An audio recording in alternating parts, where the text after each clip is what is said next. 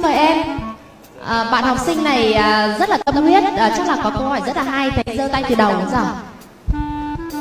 Em kính thưa hội đồng xét xử, em kính thưa hội đồng xét xử,